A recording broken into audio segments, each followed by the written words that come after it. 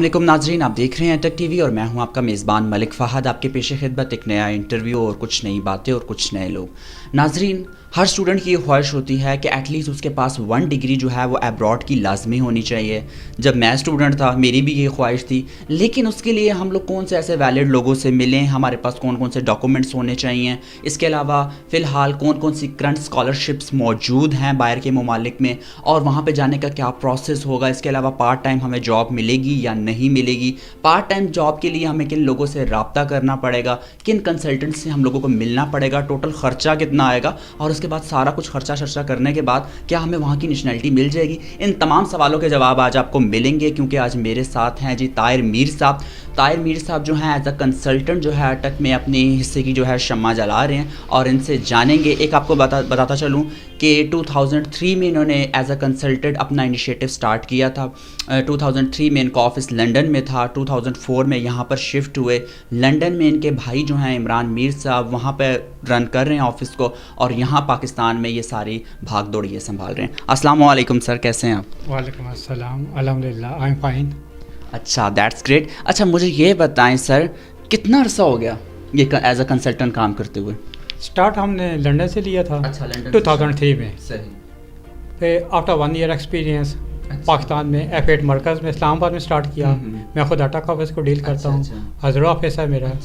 तो ये 3 ऑफिस हम रन कर रहे हैं 2004 से पाकिस्तान में। सही हो गया। अच्छा सर, मुझे ये बताएं, आप स्कॉलरशिप्स के मामले में या स्टूडेंट्स वीज़ा के मामले में किन किन ममालिक के साथ डील करते हैं? ऑलमोस्ट 40+ कंट्रीज़ हैं जिनको हम डील कर रहे हैं। 40+ कंट्रीज़, राइट। 26 कंट्रीज़ तो यूरोपियन कंट्रीज़ हैं, शेंजन्स के। सही। इसके अलावा United states, UK, New Zealand, Canada, Australia, Turkey, Malaysia, इन कंट्रीज़ को हम डील करते हैं। ममालिक के साथ आप लोग डील कर रहे हैं जी। अच्छा, बहुत सारे स्टूडेंट्स का ये सवाल होता है फ़िलहाल स्कॉलरशिप्स कौन कौन सी प्रेजेंट है और उनके लिए कौन कौन सी यूनिवर्सिटीज़ वहाँ पे उनकी रिगार्डिंग? डिफरेंट यूनिवर्सिटीज़ हैं और डिफरेंट टाइम में डिफरेंट यूनिवर्सिटीज़ स्कॉलरशिप ओपन करती हैं। उनके लिए एलिजिबिलिटी क्राइटेरिया डिफरेंट होता है, क्योंकि कोर्सेज भी डिफरेंट होते हैं। कुछ अंडर ग्रेजुएट में जा रहे होते हैं, कुछ ग्रेजुएशन के लिए जा रहे हैं, कुछ PhD के लिए जा रहे होते हैं स्टूडेंट्स। तो ऑन द स्पॉट UK के लिए स्कॉलरशिप्स अवेलेबल हैं, up to 4000 pound scholarship available है। इटली के लिए अवेलेबल है। इस तरह डिफरेंट कंट्रीज़ के लिए अवेलेबल हैं, जो कोई पार्शली हैं, कुछ की 90% तक हैं। अच्छा सर, मैं ये बात जानना चाहूँगा कि यहाँ पे जो पाकिस्तानी बच्चे जो हमारे ग्रेजुएट हैं, क्या उनकी ग्रेजुएशन जो है वहाँ पर भी यही कंसिडर होगी या यहाँ वहाँ पर जाके कोई और डिग्री कंसिडर होगी? जो हमारी 4 ईयर बैचलर डिग्री है वो बैचलर डिग्री ही कंसिडर की जाती है। वो डायरेक्टली मास्टर डिग्री में अप्लाई कर सकते हैं। सही है। और इस तरह अगर आपकी MS वगैरह है तो वो कंसिडर की जाती है, एज ए स्टूडेंट वो कंसिडर की जाती है। लेकिन as a theory work consider की जाती है, एज अ आपके पास एप्लीकेशन वर्क उसे नहीं कंसिडर किया? एप्लीकेशन वर्क कंसिडर नहीं किया जाता। लेकिन एप्लीकेशन वर्क बेसिकली आपको आइडिया है कि यहाँ पे थ्योरेटिकली फोकस किया जाता है, वहाँ पे प्रैक्टिकली फोकस किया जाता है। तो वहाँ पे जितनी भी आपकी प्रैक्टिकली फोकस होती है वो वहाँ पे जस्ट लाइक आप BBA के लिए जाते हैं तो आपको इंडस्ट्रीज़ का भी विजिट्स कराते हैं कि देखें कि अगर आपने मार्केटिंग कर गए, BBA मार्केटिंग है आपकी स्पेशलाइजेशन में, तो मार्केटिंग किस तरह हो रही है। तो जिससे जो मल्टीनेशनल कंपनी वहाँ पे होती हैं तो वो उनके ऑफिस भी विज़िट कराते हैं कि प्रैक्टिकली देखें यहाँ पे किस तरह वर्क कर रहे हैं, ताकि आपको डिग्री के बाद कोई प्रॉब्लम ना हो। आप जो ही डिग्री आप रिसीव करते हैं तो प्रैक्टिकली आप ऑन ड्यूटी जॉब स्टार्ट कर सकते हैं। अच्छा, मुझे ये बताएं, फ़िलहाल आपके पास कौन कौन सी स्कॉलरशिप जो हैं वो अवेलेबल हैं फ़िलहाल जो अभी आई हुई हैं? जो ऑन द स्पॉट अवेलेबल है वो सितंबर इनटेक के लिए। लेकिन टाइम उसका थोड़ा शॉर्ट है क्योंकि प्रोसेस में आपको आइडिया शायद हो या ना हो, मैं आपको बता देता हूँ। पब्लिक के लिए 2 to 4 मंथ रिक्वायर्ड होता है नॉर्मली। तो उसके लिए अप टू 90% जो स्कॉलरशिप अवेलेबल है वो इटली के लिए है। इटली के लिए अवेलेबल है। लेकिन आफ्टर 15 डेज वो बहुत रेयर चांस रह जाएंगे कि आपके वो अप्लाई कर सकें, क्योंकि मोस्टली यूनिवर्सिटी अभी उनकी डेडलाइन क्लोज हो चुकी हैं और कुछ की जो रिमेनिंग है वो फौरी तौर पे अप्लाई करना है। UK के लिए अवेलेबल है वो 4000 pounds up to 4000 pounds available हैं। क्योंकि आप पाकिस्तानी अमाउंट काउंट करें तो ये 8 लाख रुपए से भी ज़्यादा बनते हैं। हम तो मल्टीप्लाई करना स्टार्ट कर देते हैं। जी, हम मल्टीप्लाई भी स्टार्ट करना चाहते थे। तो अगर आपको 4000 का रिलीफ मिल रहा है, 4000 पाउंड्स का अगर आपको रिलीफ मिल रहा है तो آئی تھنک کہ یہ انف ریلیف ہے. بالکل بیٹر اپرچونٹی ہے یہ. اور اگر آپ آسٹریلیا وغیرہ اپلائی کرتے ہیں وہ 20 to 50% تک اسکالرشپ اویلیبل ہے. اب یہ country to country cost depend کر رہا ہوگا کہ اس کے لیے اسکالرشپ اویلیبل کتنی ہے. ٹھیک ہے. وہ لیکن موسٹلی جو ہے ابھی سپٹمبر انٹیک کے لیے, کچھ کی جون انٹیک کے لیے بھی ہیں. ٹھیک ہے. اچھا, ریلیونٹ فیلڈ کے اندر ہم لوگ جا کے وہاں پہ اپنی اسٹڈیز کنٹینیو کر سکتے ہیں یا فیلڈ بدلنا ضروری ہوتا ہے؟ اگر آپ فیلڈ چینج کرنا چاہیں تو اکارڈنگ ٹو لا چینج کر سکتے ہیں, ایشو نہیں ہے. لیکن یہ ہے کہ جسٹیفکیشن دینی ہوتی ہے. ٹھیک ہے. اس میں یہ ہے کہ اگر آپ اپنی فیلڈ میں جانا چاہیں وہ تو بیسٹ ہے. ٹھیک ہے. اور اگر آپ فیلڈ چینج کرنا چاہیں تو کوئی ایشو نہیں ہے. جسٹ لائک اس طرح ہوتا ہے, میں آپ کو شارٹ میں یہ ایگزامپل دوں. ایک بندے نے جرنل انٹرمیڈیٹ کر لی آرٹس میں, اب وہ کسی مارکیٹنگ کمپنی میں کام کر رہا ہے, فارماسیوٹیکل کمپنیز میں یا کسی ملٹی نیشنل کمپنی میں.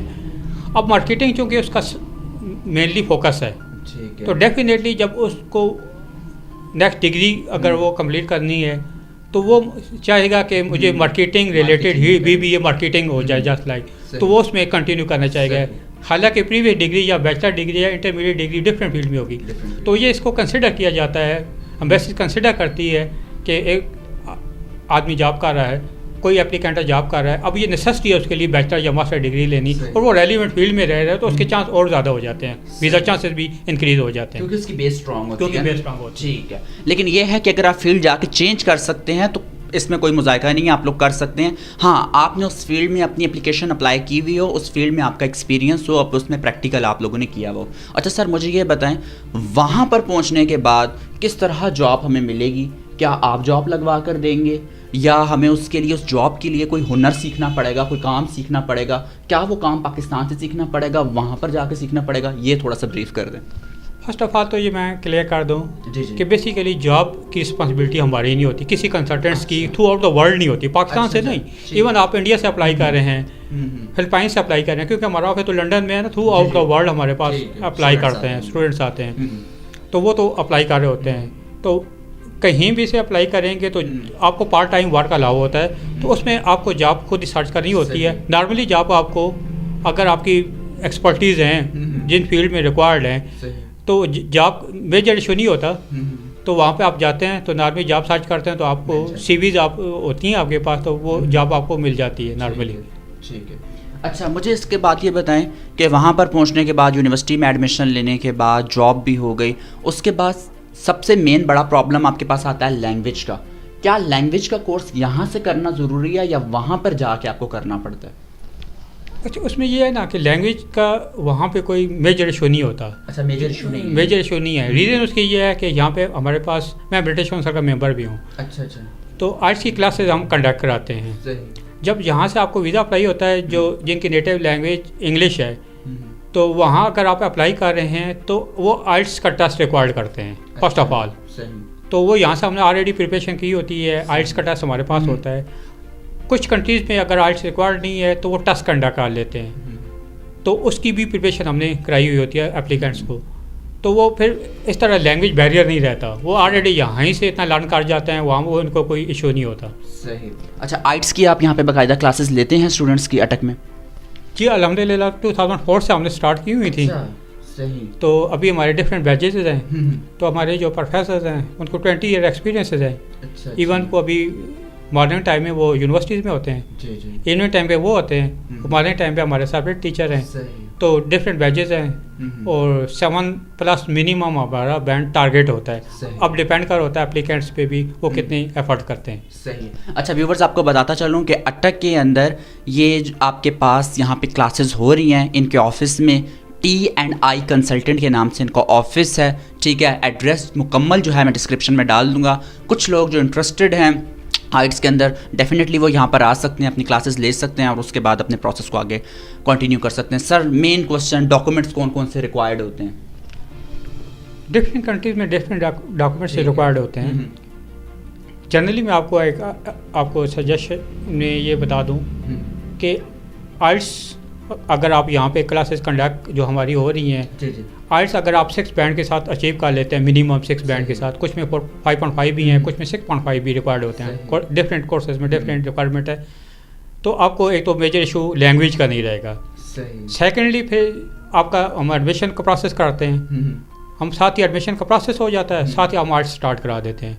صحیح. آفر لیٹر آتا ہے, آفر لیٹر میں یہ ہم جب آپ کا آفر لیٹر آ جاتا ہے تو آئلٹس کا سرٹیفکیٹ ہمارے پاس 3 دیر میں ہو چکا تھا, کیونکہ 2 منتھ میں نارملی ریسیو بھی ہو چکا ہوتا ہے آفٹر پریپریشن. سیکنڈلی پھر اس میں آپ کا بینک اسٹیٹمنٹ ریکوائرڈ ہوتی ہے, وہ ڈفرینٹ کنٹریز کی ڈفرینٹ ہے. جسٹ لائک آپ یو کے میں اپلائی کرتے ہیں, وہ آپ کو 3.5 ملین ٹو 5 ملین پاک روپیز میں اماؤنٹ ریکوائرڈ ہوتی ہے, وہ لاسٹ 28 ڈیز کی ریکوائرڈ ہوتی ہے. اگر آپ اس طرح کینیڈا اپلائی کرتے ہیں تو وہ 4-5 ملین کی وہاں پہ بھی ریکوائرمنٹ ہوتی ہے. اگر آپ ایس ڈی ایس اسکیم ہے وہاں پہ کینیڈا میں تو وہاں ریکوائرڈ نہیں ہوتی کہ وہاں پہ اکاؤنٹ آپ کا کینیڈا میں ہی اوپن ہو جاتا ہے. آسٹریلیا میں بھی اس طرح ریکوائرڈ ہوتی ہیں. پھر کسی کی کنٹریز کی 4 منتھ کی ریکوائرمنٹ ہے کہ اکاؤنٹ رننگ پوزیشن میں ہو, اکاؤنٹ رن ہو رہا ہو. ریکوائرمنٹ یہ نہیں ہوتا کہ لاسٹ 6 منتھ کی سپوز ریکوائرڈ ہے یا 4 منتھ کی ہے یا 20 ڈیز کی ہے کہ اماؤنٹ اس وقت کی پڑی ہو. اماؤنٹ اینڈ میں آپ اگر آپ کی آ جاتی ہے تو آپ یہ شو کرتے ہیں کہ آپ نے کوئی سپوز آپ کے پاس پلاٹ تھا یا آپ کے پاس انف انکم دی یا بزنس ہے فادر کا, ادھر سے اماؤنٹ جنریٹ ہوئی ہے تو یہ ہم نے ڈپازٹ کرائی ہیں تو ہمارے لیے انف منی ہے جو ہمارے ایکسپینڈیچر ہیں. تو بینک اسٹیٹمنٹ کے علاوہ آپ کے پاس ایف آر سی ہونی چاہیے, سورس آف انکم وغیرہ ہوتے ہیں. ٹھیک ہے. اچھا, یہ جو بینک اسٹیٹمنٹ والا پروسیس جتنا بھی ہے اس کے اندر کیا وہ جا کے رقم وہاں پر یوٹیلائز ہمیں کرنی پڑتی ہے یا صرف شو کروانی پڑتی ہے؟ نہیں, یوٹیلائز نہیں کرنی پڑتی. بیسیکلی آپ کو یہاں پہ صرف شو کرانی ہوتی ہے کہ آپ کے 2 ایئر کا یا 3 ایئر کا کورس ہے, آپ کے 1 ایئر کے ایکسپینسز جو آپ کے پاس موجود ہیں کہ نہیں ہیں.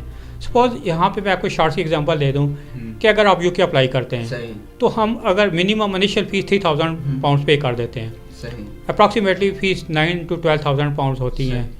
تو جب آپ کی ریمیننگ اماؤنٹ ہو جو لیونگ ایکسپینسز ہے 1 ایئر کے, وہ آپ کے پاس وہ آپ نے صرف شو کرانے ہیں.